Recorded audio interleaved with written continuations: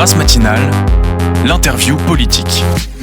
Accueillons celui qui fait trembler les politiques tous les jeudis, celui qui fait les interviews politiques, celui qui pose les questions qui fâchent et les questions parfois peut-être un peu piquantes, c'est Victor. Bonjour Victor. Bonjour. Et entamons tout de suite cette interview politique. Victor, votre première question au candidat Kuzmanović. Merci beaucoup Georges Kuzmanović d'être présent ce matin. J'aimerais pour commencer vous poser une question sur la campagne en cours et sur les conditions dans lesquelles se déroule cette dernière. En tant que primo-candidat, ressentez-vous des difficultés particulières pour faire campagne ? Vous voyez bien que cette campagne est très difficile pour quasiment l'ensemble des candidats, en tout cas ceux qui n'ont pas une formation politique, avec un grand nombre d'élus. Il y a une réforme, il y a en fait une série de réformes sur les modalités d'accession au premier tour, c'est-à-dire ce filtre des 500 parrainages, et qui, en l'état, après la dernière réforme initiée par M. François Hollande, notre précédent président, rend les choses extrêmement difficiles et surtout assez peu démocratiques. Pour que tout le monde comprenne, si vous voulez être candidat à l'élection présidentielle, il faut 500 parrainages d'élus. Il y en a 43 000 en France. Mais leurs parrainages sont absolument et entièrement publics, contrairement à ce que devrait être une pratique démocratique de base. On ne vote pas pour rien derrière un isoloir. C'est pour ne pas subir de pression et pour qu'on ne soit pas montré du doigt. Or, justement, le fait de rendre public un parrainage, eh bien, ce parrainage se transforme en soutien, puisque les élus, souvent des petits maires, sont associés politiquement avec celui qu'ils ont parrainé, alors qu'ils ne sont pas nécessairement d'accord. Et puis, il y a une autre réforme, qui est le type de collecte, c'est-à-dire que, et ça c'est pour la première fois, et on voit que tous ceux qui ont déjà fait des campagnes présidentielles, j'en ai fait 2 par en tant que candidat, eh bien ça complique les choses. Il n'y a plus qu'un mois pour ramasser les candidatures, et en fait, c'est pas le bon terme, c'est pas ramasser, c'est les maires eux-mêmes qui doivent envoyer dans la bonne enveloppe leur parrainage au Conseil constitutionnel. C'est évidemment très compliqué pour des petites formations, mais regardez, y compris les grandes formations politiques, on voit que tout n'est pas simple, y compris pour des candidats comme Madame Marine Le Pen, Monsieur Zemmour, Monsieur Mélenchon, et que même le prince, président, a décidé qu'il faudrait peut-être faire un bloc d'élus pour aider tel et tel, selon son bon désir donc, à monter au premier tour. Mais on pourrait vous répondre sur la question de la publicité du parrainage que ça s'appelle justement bien un parrainage et que ça n'est pas à proprement parler une élection par des élus du candidat de leur choix, mais c'est bien un parrainage, c'est-à-dire qu'on soutient, on se décide de soutenir publiquement l'aptitude d'un candidat à se présenter à une élection. Oui, mais l'effet est délétère. Regardez, par exemple, il y a un certain nombre de candidats trotskistes, par exemple. Vous savez très bien qu'il n'y a pas 500 ou 1000 élus trotskistes en France. Apparemment suffisamment pour Nathalie Arthaud. Oui, mais parce qu'ils ont une pratique qui est très longue et ancienne de mener... ils le font pendant des années. Ils sont très très bien rodés. Ils le font très bien, il faut le dire. Mais vous savez bien que ce sont plutôt des élus tendanciellement divers droite qui les soutiennent. Et ils les soutiennent pas parce qu'ils sont d'accord avec leur programme, ils les soutiennent parce que c'est la démocratie et que, selon cette phrase qui n'est pas de Voltaire mais qu'on prête à Voltaire, ils sont prêts à combattre pour que chacun puisse s'exprimer. Sauf que, en dehors de certains qui sont bien travaillés par certains candidats qui sont là depuis longtemps et qui pratiquent cette collecte de parrainage comme les équipes de lutte ouvrière, nous on est face à plus de quasiment 9 maires sur 10 qui répondent « Oui, mais moi, je vais être exposé à mes administrés. Oui, mais mon conseil municipal. Oui, mais le financement... » C'est une responsabilité d'élu. Oui, mais c'est aussi leur devoir. Le devoir des élus, c'est eux qui ont la clé pour faire accéder les gens à la démocratie, à la pluralité des positions. Et s'ils ne le font pas par crainte de rétorsions diverses et variées, ce qu'on nous répond le plus souvent, c'est « j'ai un projet ». Envoyer des jeunes à la montagne ou réparer une route ou ainsi de suite. Eh bien, c'est financé par l'intercommunalité, le département, la région, l'État. On ne veut froisser personne, évitons d'avoir des problèmes. Et donc, il y a très peu de parrainages. Alors, il y a la difficulté des parrainages. Autre difficulté peut-être pour les petits candidats, formule entre guillemets, c'est le temps médiatique. Est-ce que vous êtes d'accord avec Nicolas Dupont-Aignan en 2017 ? Mais je vous en supplie, ne quittez pas le plateau comme lui l'avait fait à TF1. Est-ce que vous êtes d'accord avec Nicolas Dupont-Aignan à l'époque qui disait que les petits candidats souffraient d'une sous-représentation médiatique ? Moi, je ne me plains pas de ce... Voilà, c'est comme c'est. Je regrette la réforme, encore une fois, d'Emmanuel Macron qui renforce ce problème. Nous, on a une assez bonne présence médiatique dans la presse. à vrai dire, même très très bonne. Et je considère que c'est une question de temps pour percer, et heureusement, la Fréquence protestante nous invite. Et tout à l'heure, je serai sur LCI. Donc, oui, je vais être juste, je sais même pas comment je vais sortir de ce boulevard Pereire. C'est tout à fait catastrophique, mais bon, voilà. On va déployer la Batmobile, peut-être on va voler au-dessus de Paris, et ça ira bien. Mais je voudrais rajouter une chose. Ce qui est très intéressant, on est quand même dans une démocratie où la réforme qui a été faite, et le fait que les parrainages soient publics, c'est par souci de démocratie, par souci de transparence. Il faut que les gens soient au courant. Bien. Pourquoi alors est-ce que les traités de libre-échange, comme le CETA ou le TAFTA, eux, sont traités dans une opacité tellement totale que, y compris nos gouvernements, ne sont pas au courant? Je rappelle le traité TAFTA, que voulait absolument signer M. François Hollande, qui est si soucieux de transparence. Eh bien, il pouvait, c'était un pavé comme ça, de plusieurs centaines de pages, être consulté à l'ambassade des États-Unis, dans la cave de l'ambassade des États-Unis, que par des élus nationaux, sans leur téléphone, sans système d'enregistrement, sans même un crayon et un carnet. Étonnamment, dans ce domaine qui concerne tous les Français, en particulier nos agriculteurs, on l'a vu avec le CETA, la transparence n'est pas de mise. Soyez gentils avec les caves, on enregistre en sous-sol. Victor. J'aimerais revenir avec vous maintenant sur la campagne et la grande recomposition politique en cours. Quelle est votre position sur ce qui se passe actuellement à gauche? On voit une dynamique assez forte pour Fabien Roussel, des candidatures diverses qui peinent justement à se démarquer, un effondrement du Parti socialiste, mais aussi ce qui se passe à droite, c'est assez intéressant il me semble de le noter, la candidature d'Éric Zemmour. Quel est votre avis là-dessus? Écoutez, M. Emmanuel Macron a mis un point final au cycle factice de passage de gouvernement de gauche à droite des 40 dernières années. Et il a créé un gouvernement ni de gauche ni de droite, ou plutôt de gauche et de droite, en tout cas entendu médiatiquement. Vous avez des ministres de droite qui étaient LR, vous avez des ministres qui étaient au PS, vous avez une partie de ces députés qui étaient ex-LR et d'autres ex-PS. Vous dites cycle factice, donc finalement c'est plutôt une bonne chose ou une mauvaise chose, la fin de ce cycle? Non, je pense que c'est une bonne chose. Les choses sont en train de se clarifier. Et bien évidemment, on a toute une partie de la gauche qui s'est compromise dans une construction d'une Union européenne très particulière, très néolibérale, qui va à l'encontre des peuples, et qui s'est retrouvée à mener des politiques au gouvernement qui vont à l'encontre de la population et des intérêts, je parle des catégories populaires, des ouvriers, des petits employés, eh bien, il ne faut pas s'étonner qu'elle se retrouve dans cette situation. Et Emmanuel Macron représente ce que certains appellent le bloc bourgeois. Il est très clairement identifié. Ce sont des gens qui valorisent plutôt le capital sur le travail, plutôt l'atlantisme sur l'indépendance de la France, plutôt, en tout cas au début, le communautarisme anglo-saxon sur le modèle français, qui vont être plutôt pour le privé que pour le commun. Eh bien, il y a un bloc en face qui est le bloc populaire, qui, je pense, est en constitution, alors, en tout cas que nous souhaitons incarner, qui est diamétralement opposé. C'est-à-dire que nous sommes pour l'indépendance de la France, donc la sortie, en tout cas au moins du commandement intégré de l'OTAN et une reprise d'une position internationale gaullienne. Nous sommes pour privilégier le travail sur le capital, privilégier plutôt les services publics sur le privé, et ainsi de suite. Et vous voyez, là, il y a une vraie opposition qui fait sens pour les gens. Alors que dire, moi je suis de gauche, moi je suis de droite, ça, les Français, la plupart, ça ne les intéresse pas. Bloc populaire contre bloc bourgeois, ça en fait, c'est l'ancien clivage gauche-droite. La seule différence, c'est qu'ensuite la gauche a migré vers le bloc bourgeois et qu'on n'avait plus qu'un bloc bourgeois en politique. Est-ce que finalement ce qui est nouveau, c'est la renaissance? Et on le voit avec Fabien Roussel. Fabien Roussel, c'est une gauche républicaine telle qu'on l'a connue, c'est le bloc des travailleurs. Est-ce que vous assistez à une renaissance du clivage? À moitié. Fabien Roussel, c'est à moitié, comme Mélenchon, c'était à moitié. Alors c'est très bien ce que fait Fabien Roussel. Jean-Luc Mélenchon, j'ai fait sa campagne en 2017, c'était justement cela. Et il l'avait lui-même théorisé. C'était le peuple contre l'élite. Il lui-même théorisait le fait que le clivage gauche-droite était rompu, mais il ne s'est pas débarrassé de tous les oripeaux de ce qui fait la gauche d'aujourd'hui, qui est critiquée par monsieur, par exemple, par quelqu'un comme Michéa, qui montre la particularité du terme gauche, ce qu'il représente aujourd'hui, et comment il est perçu par la population, mais c'est vrai que sur le fond, quelque part, c'est un retour à la vraie gauche et à la vraie droite. En ce cas, on va juste passer en revue rapidement certains candidats entre bloc bourgeois ou bloc travailleur. Donc vous qualifiez de quel bloc? Bloc populaire. Ok, Jean-Luc Mélenchon.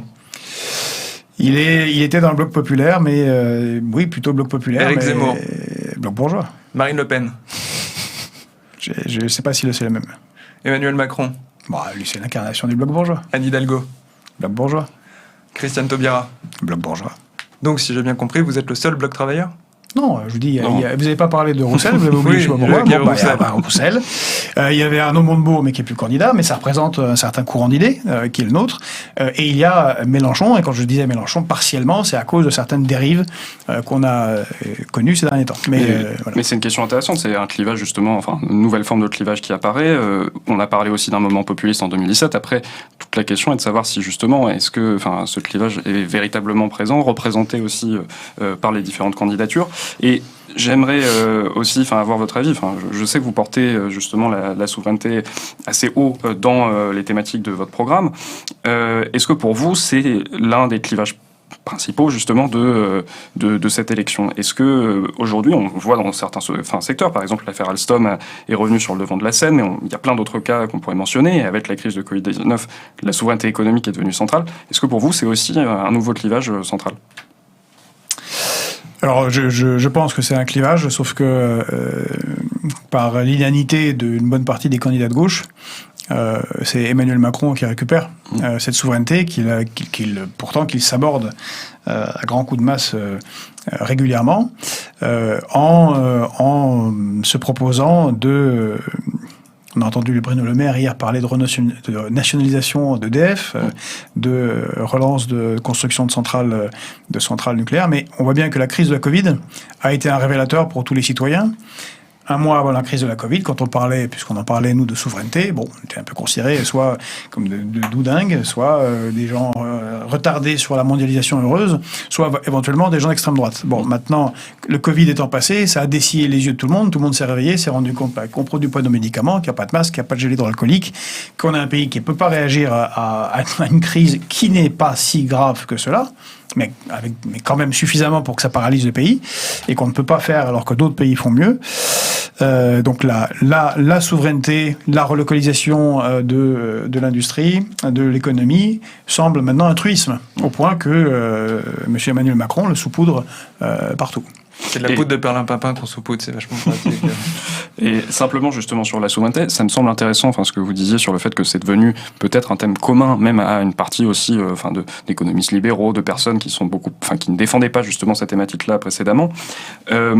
Mais est-ce qu'il n'y a pas paradoxalement aussi un retour en force sur certains domaines de l'Europe, c'est-à-dire sur des questions d'indépendance aussi, d'autonomie stratégique, sur certains secteurs, des chaînes d'approvisionnement? Est-ce que l'Europe finalement n'est pas aussi un niveau important qu'il ne faudrait pas mépriser comme ça en passant? L'autonomie stratégique, je ne sais pas si j'essaie de pas rigoler. D'accord. L'autonomie stratégique de l'Union européenne? Sérieusement, moi j'ai travaillé sur tous les textes de défense, parlant de défense de l'Union européenne, ils sont tous sous l'égide de l'OTAN, tous. Tout le monde peut vérifier, tout le monde peut prendre son stylo, son ordinateur et vérifier tous les textes de l'Union européenne sur cette question, tout c'est sous l'égide de l'OTAN. Au point où quand on a une réunion des chefs d'État européens à Brest, c'est complètement hors de... C'est M. Blinken, donc le chef de la diplomatie américaine, qui s'occupe de tout, et M. Le Drian dit « j'ai entière confiance en M. Blinken pour décider ce qui est bon et ce qui n'est pas bon pour l'Union européenne ». Bon, il n'y a aucune autonomie stratégique, et surtout, ça casse l'autonomie stratégique de la France. Donc l'Union européenne devrait muscler son axe défense? Ou c'est pas son rôle? Non, mais elle ne peut pas. Il faut... ma question est au conditionnel. Non, elle ne peut pas. Je réponds, elle ne peut pas. Parce que pour qu'il y ait une souveraineté, il faut qu'il y ait un peuple européen. Pour avoir une souveraineté européenne, il faudrait qu'il y ait un peuple européen, un peuple politique européen, ce qui n'existe pas. Il y a des positions antagonistes sur bien des sujets. Prenons rien que la Pologne et l'Allemagne sur la Russie. Vous voyez bien que c'est pas exactement les mêmes objectifs ni les mêmes intérêts. On peut pas avoir de défense commune quand on n'a pas d'intérêt géopolitique commun, et on en est extrêmement loin. Et le seul intérêt géopolitique commun, ce qui détruit cette Union européenne aussi, c'est l'inféodation complète aux besoins géopolitique des États-Unis. Et dans le domaine économique, est-ce que vous ne considérez pas, par exemple, que certains secteurs doivent demeurer justement préservés au niveau européen, pas forcément justement sur les questions de défense que vous mentionniez, mais pour maintenir une indépendance, ne serait-ce qu'au niveau national, est-ce qu'il ne faut pas justement avoir un approvisionnement qui reste dans le domaine européen et pas dépendre uniquement, par exemple, de la Chine ou des États-Unis, comme c'est le cas actuellement, par des accords bilatéraux, pas nécessairement dans le cadre de l'Union européenne. Dites-moi lesquels? On peut penser puces, à certains secteurs aussi. Ah oui, puces, dans mais l'aviation. vous savez que les usines, d'abord tout le monde s'est rendu compte grâce à cette crise de la Covid que ce serait peut-être intéressant de produire des systèmes, des puces et des microprocesseurs, on dit en Europe, mais il faudra peut-être le produire en France, parce que étonnamment, à chaque fois qu'il y a un besoin européen, les usines finissent dans quel pays ? En Allemagne. Donc on va construire en Allemagne. C'est très intéressant. C'est comme les moteurs Vinci d'Ariane qui étaient produits à Vernon dans l'Eure, pour une raison qui échappe à tout le monde, sûrement parce que l'Allemagne manque d'emplois industriels, ont été délocalisés en Allemagne. Quand vous avez une grande entreprise comme Nexter, qui a été fusionnée avec KMW allemand, celle qui fait les chars Léopard, alors que nous faisions des chars extraordinaires, qui remontaient et des canons qui remontaient aux arsenaux royaux, eh bien ça a été fusionné. Les usines sont en Allemagne et le siège social est aux Pays-Bas. Et ainsi de suite. Là, nous avons une des meilleures industries de défense et un des meilleurs avions polyvalents au monde qui s'appelle le Rafale, que les Américains nous empêchent de vendre à chaque fois que quelqu'un veut l'acheter, en refourguant leur F-35, qui est une sorte de fer à repasser qui ne vole pas, mais qui vient avec la puissance américaine.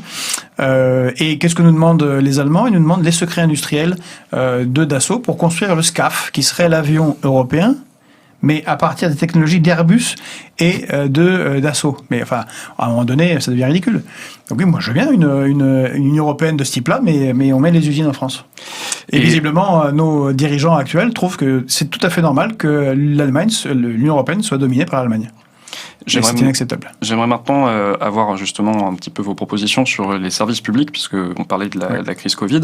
On a vu que ça a été justement une sorte de révélateur pour les questions de souveraineté, mais aussi en ce qui concerne les services publics. Quelles seraient vos mesures d'urgence, vos mesures prioritaires pour endiguer justement pour revenir sur l'état dans lequel se trouvent certains de nos services publics? On peut penser à l'hôpital, à l'éducation ou autre.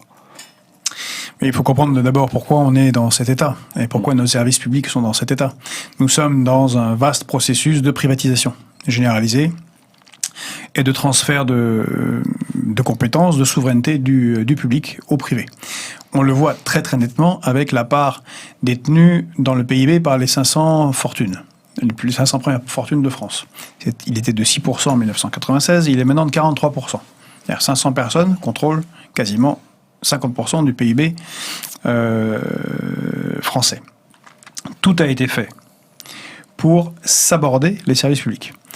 En sous-investissant, ça c'est la conséquence de Maastricht et des critères de convergence qui empêchent, quand vous avez besoin d'investir massivement dans tel ou tel service public, et l'idéologie néolibérale que le privé fonctionne mieux que le public.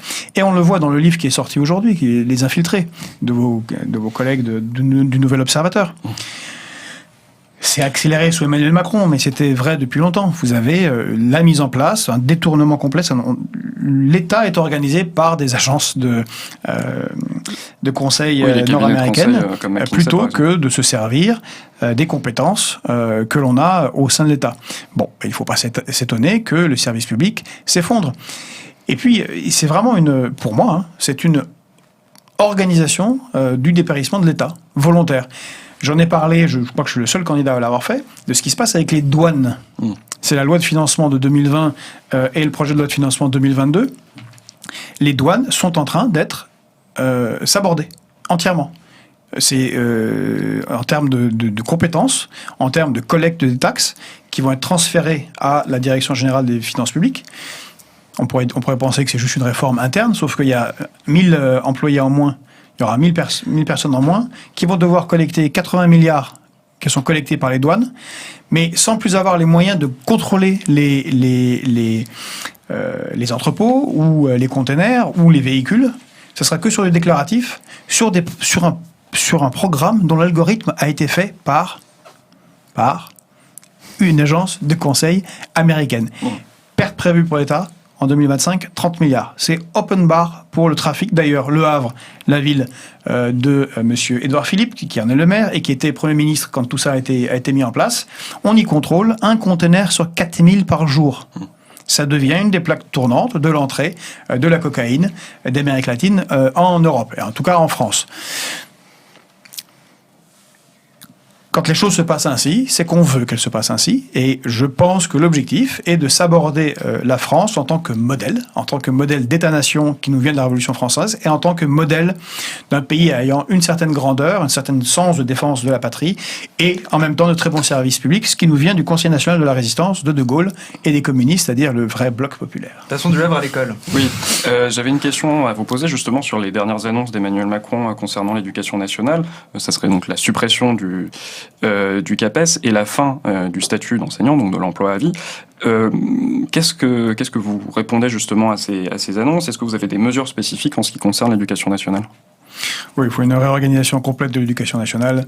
Et je suis pour écouter les gens. On parlait tout à l'heure de besoin de démocratie, je crois qu'il est très très fort. Ça s'est senti avec les Gilets jaunes, ça s'est senti avec ce qui a conduit au Ségur de la santé, c'est ce qui a conduit à refaire des cahiers de doléances, c'est ce qui a conduit au Beauvau de la sécurité. Les gens ont besoin de s'exprimer et je crois qu'il faut le faire avec eux. En l'occurrence, les professionnels de l'éducation nationale, les enseignants, tous dans leur spécialité et les niveaux d'âge auxquels ils enseignent. Évidemment, les parents, c'est-à-dire c'est un débat national. Et moi, je préconiserais dans ce débat national qui pourrait se terminer par un référendum. Parce que nous, ce qu'on propose, c'est d'avoir un référendum initié par le gouvernement tous les ans sur un grand sujet. Et on nous dit, allez, cette année, on s'occupe de ce problème-là qui traîne depuis tant d'années. On le règle. Bon, ça pourrait être l'un d'entre eux. Mes préconisations, c'est une revalorisation du statut et des salaires des enseignants dont l'indice n'a pas bougé depuis l'an 2000 et qui sont parfaitement sous-payés, même comparé à l'Italie.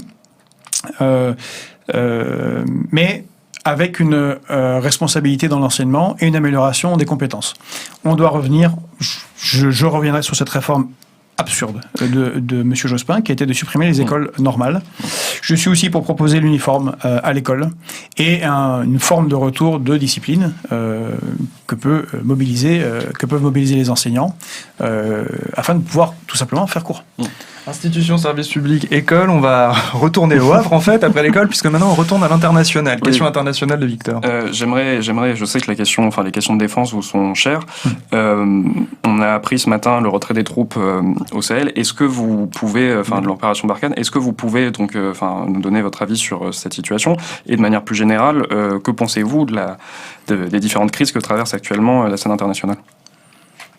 Des différentes crises de la scène internationale. C'est une minute. Allez.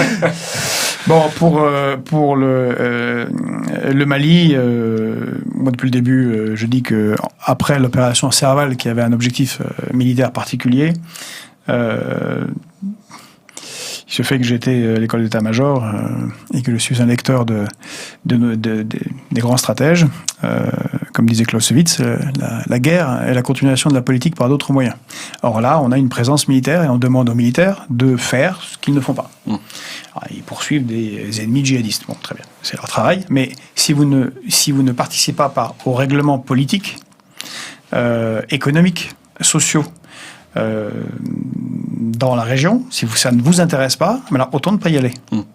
Or, le problème, un des grands problèmes, en dehors du fait que, vous avez vu dans des frontières qui sont quand même assez étonnantes entre la Mauritanie et le Mali, une sorte d'équerre comme ça, sur des milliers de kilomètres. Bon, on voit bien que ça a été fait un peu à la truelle au moment de la décolonisation, qu'il y a des problèmes qui sont là depuis toujours.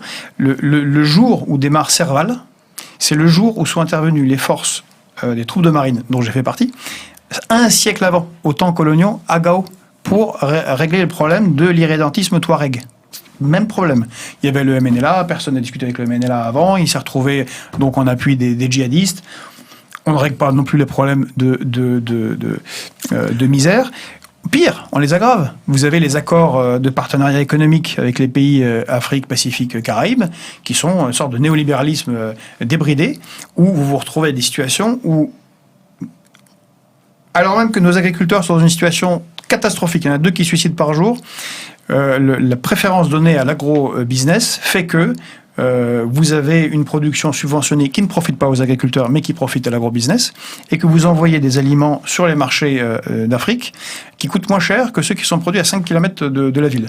Résultat, ça casse les populations agricoles qui renforcent une masse de citoyens dans différents pays africains. En tout cas, c'est tout à fait frappant quand vous allez à Lagos, quand vous allez à Dakar ou à Bamako, qui se retrouvent dans des situations évidemment ingérable, et en s'imaginant que François Hollande est arrivé, il a dit c'est le plus beau jour de ma vie, les soldats sont là, tout va aller bien.